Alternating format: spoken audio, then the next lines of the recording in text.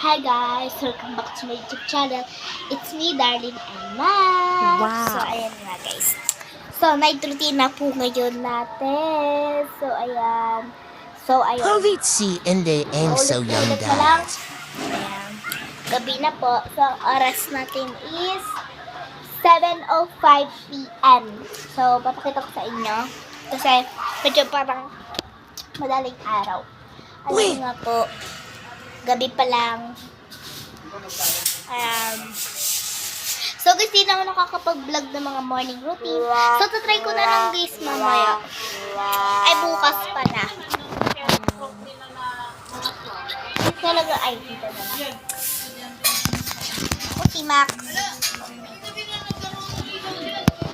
Ay, wait lang ako guys. Hindi natin alam kung sa... Ayan, thank you Max. Ay, dito na lang. Isasabit ko guys itong ay wag na lang. So ayan, Max, medyo ano na ayan niya. So guys, mega shout out nga po pala kay Ate Luna sa kaklase ko. Tapos guys, kay Orange. Tapos kay Aisha. Syempre, hindi mawawala yung sa kambal. Si Charlotte tsaka si Scarlett. Ayun. So, shout out sa kanila. Hello. Tsaka ang aking, mabait na kaklase, si Danisha. President siya, guys. Ayan. So, mabait din naman siya onte. Pero talaga as in talaga guys, mabait talaga yun guys. Pag wala kang baon, binibigyan ka nga guys. Pero minsan pag may problema tapos ibibiro mo, iba na siya guys. Parang magiging yung ganyan yung kilay. Yung parang yung kilay ni Leonora Teresa. So,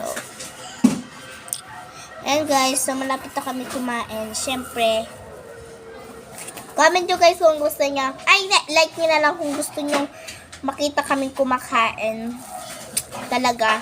Papakita ko sa inyo. I-like nyo lang to tapos i-subscribe nyo para gusto nyo.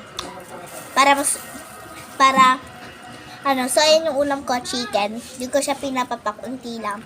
Tapos ayan, may naglalaway, si Max. Ayan. Ang kulit-kulit ko. You know Paula. So, si Kuya guys, naglinis ka kanina dito sa wash. Diyan siya naglinis, pero wala na yung dumi. Kasi mabilis naman siya talaga. So, the date today is January 13, 2024. So, belated Happy New Year po, tsaka belated Merry Christmas sa inyo. So, yun guys, magpapaalam na po ako ngayon. Thank you for watching. Huwag kalimutan mag-subscribe, like and comment para update ka sa aking panibagong vlogs. So guys, meron pala akong sa inyong ibibigay na salita. Kung may problema bang iyong kaibigan, hindi mo na siya kukulitin. Kasi kung may problema na siya, hayaan mo siya guys na okay na siya. Kasi kung hindi pa siya okay, tas binibiro mo, syempre, iba na yung ugali niya guys, hindi na kayo magiging kaibigan. Pero sa kanya, okay lang talaga sa kanya guys.